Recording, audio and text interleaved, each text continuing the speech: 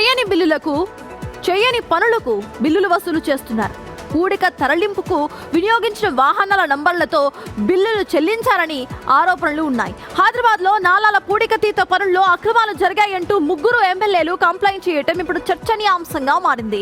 GHMC పరిధిలో 900 కిలోమీటర్లకు పైగా నాలాల నిర్వహణ జరుగుతూ ఉండగా ఏటా పూడికతీత కోసం 45 నుంచి 50 కోట్ల వరకు నిధులు కేటాయిస్తున్నారు. అయితే 2024-25వ సంవత్సరంలో చేపట్టిన పూడికతీత పనుల్లో భారీ అక్రమాలు జరిగాయంటూ ఆరోపణలు తెరపైకి వచ్చాయి. డైరెక్ట్ గా ఎమ్మెల్యేలే ఈ ఆరోపణలు చేశారు, ఫిర్యాదులు చేశారు. చేయని పనులకు చేసినట్లుగా చూపించి మరీ బిల్లులు క్లెయిమ్ చేశారన్న ఆరోపణలు ఉన్నాయి. అంతేకాకుండా నాలాల నుంచి తీసిన పూడికను తరలించేందుకు వినియోగించిన వాహనాల నంబర్లతో బిల్లులు చెల్లించారన్న ఆరోపణలు కూడా వినిపిస్తున్నాయి. మురికి నాలా, ఇక బాల్కాపూర్ నాలా పనులపై 3 ఎమ్మెల్యేలు కంప్లైంట్ చేయటం ఇప్పుడు చర్చనీయాంశంగా మారింది. ఖైరతాబాద్ పరిధిలో ఓ ఇంజనీరింగ్ కాంట్రాక్టర్ కుమ్మక్కై అక్రమాలకు పాల్పడ్డారన్న ఆరోపణలపై విజిలెన్స్ అధికారులు విచారణ చేపట్టారు. ఇదే వ్యవహారంలో గతంలో కూడా నాలాల పూడికతీత పనుల్లో దాదాపు 40 కోట్ల రూపాయల కుంభకోణం వెలుగు చూసింది.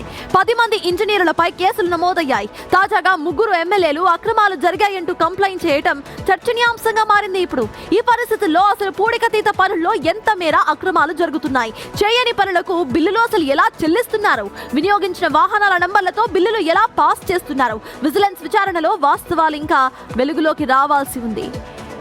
రైట్, ఈ అక్రమాలకు సంబంధించిన డీటెయిల్స్ మా ప్రతినిధి సుజాత అందిస్తారు. సుజాత, చెయ్యని పనులకు బిల్లులు అసలు ఎట్లా తీసుకుంటున్నారు? జీహెచ్ఎంసీ అధికారులు కనీసం చెక్ చేయకుండా, క్రాస్ వెరిఫై చేయకుండా బిల్స్ ను ఎట్లా కడుతున్నారు సుజాత?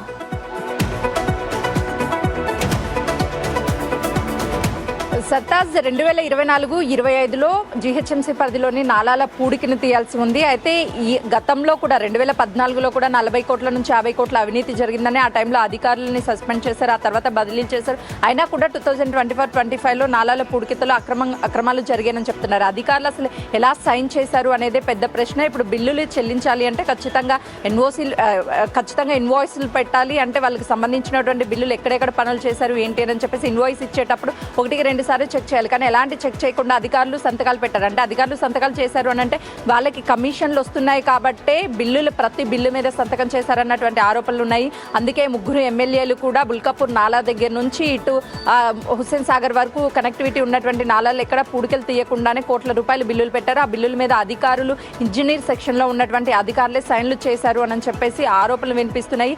విజిలెన్స్ అధికారులు కూడా ఇప్పుడు ఎంక్వైరీ చేస్తున్నారు. కాబట్టి ఎవరు అధికారులు వాళ్ళకి సపోర్ట్ చేశారు కాంట్రాక్టర్స్కి అనేది కూడా తెలియాల్సి ఉంది. అయితే గతంలో అధికారులను సస్పెండ్ చేసినా కూడా మళ్ళీ యాస్టీస్గా ఇదే పద్ధతి నడవడంతో తీవ్ర విమర్శలు వినిపిస్తున్నాయి.